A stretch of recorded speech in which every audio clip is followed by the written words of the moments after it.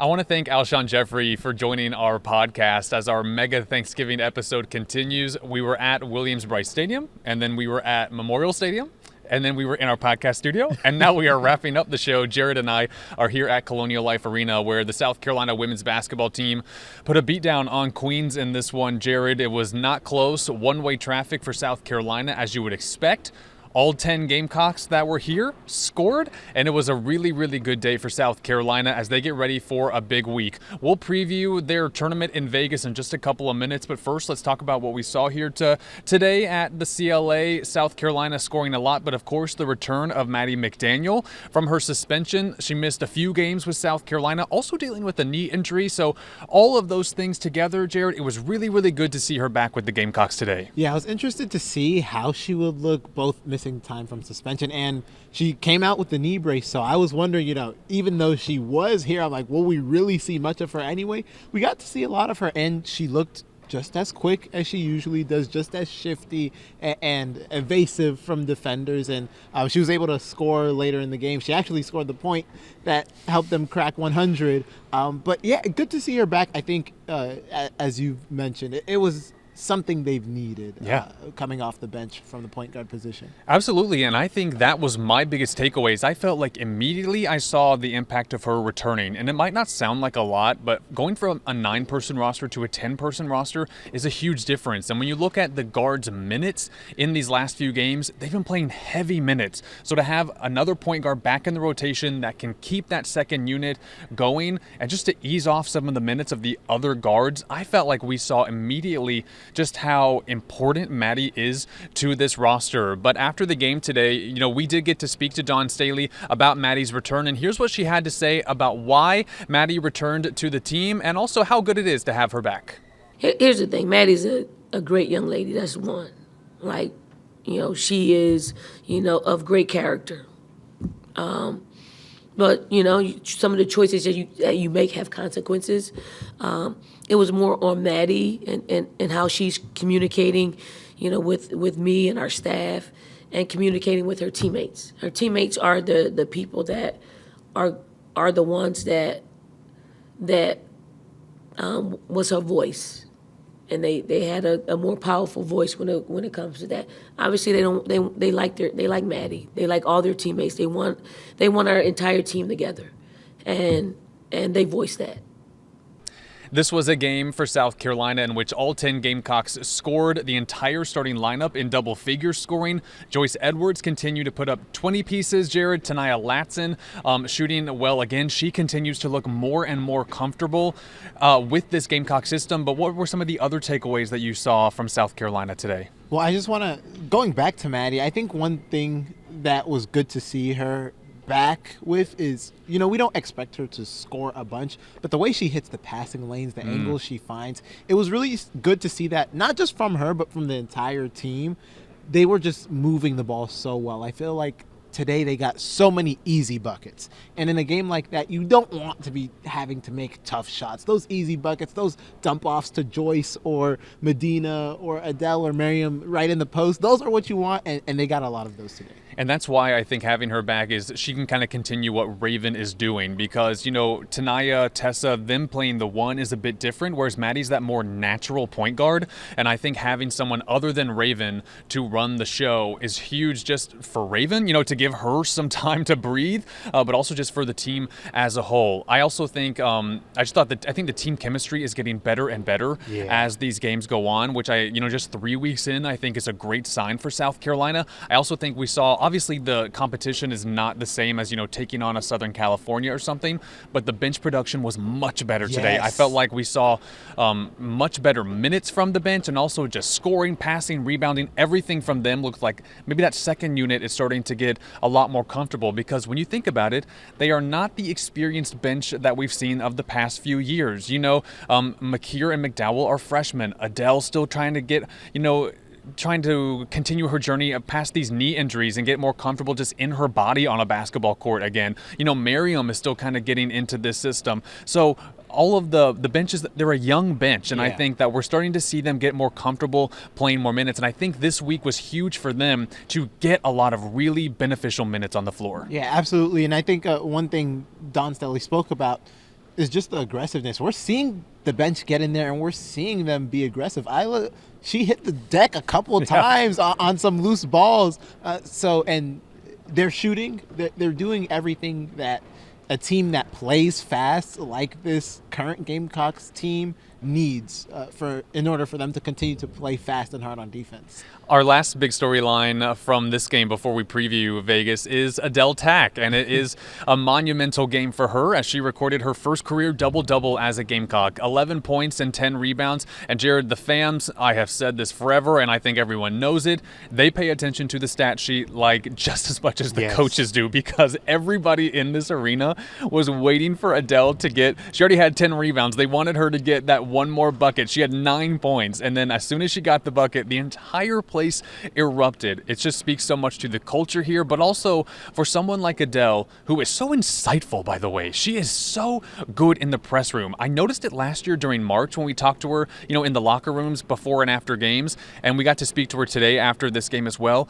She gives such great answers to questions, and we've been told that she is a very smart basketball player, and Jared, we got to see that afterwards, but this was an impressive day for Adele Tac. I really, really enjoyed watching her play today. Yeah, it was not just impressive and didn't just enjoy watching her play, but I loved watching the reactions from, like you said, the fans. I mean, I think once she was at maybe 8 points and 9 rebounds, that's when everyone started to be on double-double watch. But her teammates on the bench, Chloe Kitts getting into it. She's injured. She's not in the game, but she's getting into it. You have Tessa screaming, feed Adele, feed Adele. Watching the whole team cheer on Adele, especially after, like you said, she's been through what she's been through with injuries, trying to get back on the court and have performances like this.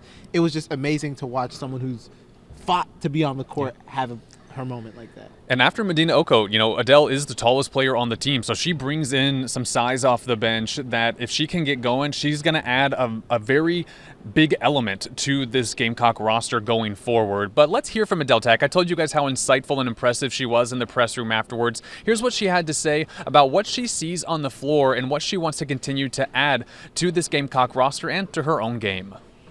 Yes, it's definitely something I take pride in. I mean, I'm just by nature somebody who talks, and sometimes I might not want to do it, but I also see the difference that it makes. Like when it is quiet, my coaches look to me or my teammates look to me and they ask me like, hey, can you keep us talking? Like, we're better when you talk to us. And I also feel like my ability to talk and process the game and also process it for others helps with the team. Like, sometimes I literally just walk through the offense. I'm not even somebody who has the ball. I'm telling people, where to go, where to screen, what play we should run defensively.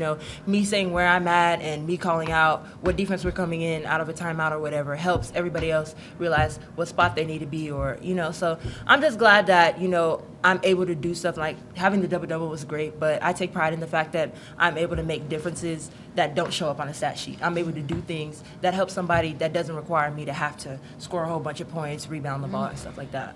Well, now, Jared, South Carolina gets ready for a massive week. And when we did a preview episode on our podcast a couple of months ago, just kind of going through game by game of the South Carolina schedule, where did we think wins would be? Where did we think losses would be? A lot of people disagreed with us. A lot of people agreed with us on some things, as it goes when you are talking about predictions. But we both agreed that this Thanksgiving week was going to be the week on the schedule where we felt like South Carolina would be tested more than they would be or will be throughout this entire non-conference. Obviously, they passed their first test against Southern California, a 17-point win there. That was great. Now they go back out to Vegas where they're going to take on Duke first as part of this kind of like mini tournament that they've got going on there out in Vegas. Duke not having the season we thought they were going to have. I had them as preseason number 5 on my AP ballot. They're now unranked. They're 3-3. It's the most shocking storyline of this early season so far is just how much Duke is struggling, but still a team that has so much experience on their roster, you still have to take them seriously. They are the reigning ACC tournament champions. They made the Elite Eight, so they're going to be South Carolina's first test on Wednesday. And then on Thanksgiving Day, they're going to take on either UCLA or Texas in what will be either way a top 4 matchup for South Carolina. Obviously, both of those teams made the Final Four last year. They have tons of talent. They're both very, very good. Jared, what do you think? This is going to be a big test for South Carolina, and I'm very, very excited to see how they take on the challenge. Yeah, I think there's lessons that they can learn from both of those games. Like you said, Duke isn't having the season that they'd hope to be having at this point. But playing Duke is not an easy game. No. They make it very ugly, and I think they can make it ugly with anybody. So they struggle to score the ball, and I don't think I'm concerned of an upset, but it's, they make it ugly. It's not an easy win. You're not going to score easy. So I think there's lessons to be learned there, and if we see South Carolina score at will against Duke, I think it'll tell a lot about this team going forward. Obviously, UCLA, Texas, whoever you match, I mean, it's a top 5 matchup. You're guaranteed a top 5 matchup this weekend. So, as far as that goes, I'm excited to see who they get. I think Texas, we know the whole story with Schaefer and Staley. She kind of has his number, but I'd love to see if they could match up against UCLA, because who knows if they'll get the chance at UCLA for the rest of the season. We know they'll play Texas at least once, maybe more. Yeah. So I'd really love to see that and see how the bigs match up against Betts. Agreed. I would like to see either one would be really entertaining. I think, though, just because they're going to play Texas in January, maybe UCLA is a little more like popcorn matchup. Yeah. And I also think that just matchup-wise, UCLA kind of has the similar pieces to what South Carolina has, and I think it would be fun to see that go down. But either way, I'm really, really, really interested to see how South Carolina manages this week. And no matter what the results are, I think South Carolina is going to learn a lot about themselves going up against a Blue Devils team that, while they're struggling offensively, is an elite defensive team. Yeah. I mean, they play such good defense. And then, of course, UCLA and Texas, we all know what they bring to the table. So I think it's going to be a true test for South Carolina. I think we're going to learn a lot about this team. I think they're going to face some adversity somehow, some way this week. No matter, I don't think it's going to be blowout city. If it is, that's also a great thing. That's a great tell. But I think you have to go into this week saying these are going to be really, really competitive games. And I'm one that, even if they do suffer a loss this week, I don't think it's the end of the world. I don't think losses in November are the end of the world. Obviously, South Carolina is going to want to win these games. But more importantly, these games against top competition in November are about learning about each other, about a team, about, roster, all of that. So I think it's going to be a big week for South Carolina, and I'm really, really excited. Again, Duke is first on Wednesday, and then either UCLA or Texas on Thanksgiving Day. So you guys can watch the game and then go eat Thanksgiving dinner. So we'll see what happens in that one. The timing of those games depends on how that first day on Wednesday goes. So we don't have a set schedule for that just yet. Jared, is there anything else you want to add about Gamecock women's basketball as we look into a huge week for them schedule-wise? Man, I think the biggest thing I'm just interested in seeing is how the depth is managed this week, because I think this 2-day tournament is the closest we'll get to SEC tournament play, where you're playing back-to-back there.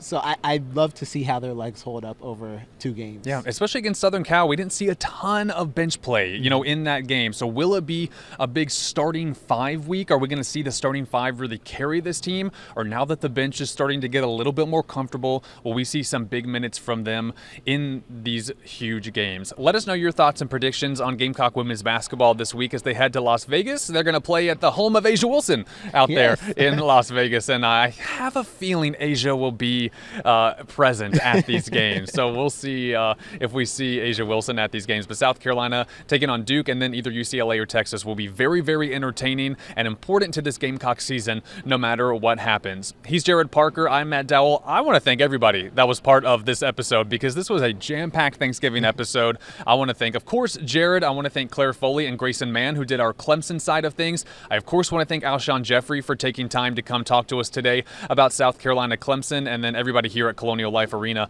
who makes covering Gamecock women's basketball so much fun, so easy. It's really just such a great culture here for us as media members as well. Happy Thanksgiving, everybody. Hope you have a fantastic week wherever you guys are watching or listening to us. If you're taking us in on your drives home to where you're going on this holiday weekend, we thank you. If you're just enjoying us, while you're relaxing, we're taking advantage of these days off. We just thank you guys so much for supporting us, watching, listening as always, and we're just having so much fun doing this podcast, Jared. It is so much fun. So much fun. Happy Thanksgiving, man. Happy Thanksgiving. Great way to spend our Thanksgiving. I know, and we will be back with our next episode on Sunday morning with the result of South Carolina Clemson football, as the regular season will be over for South Carolina football after that, and it will be either a win or a loss over their in-state rival. He's Jared Parker. I want to thank Claire Foley. I want to thank Grayson Mann, Alshon Jeffrey for this jam-packed Thanksgiving episode. Thanks for watching, everybody. Thanks for listening. We'll see you next time here on South Carolina Sideline.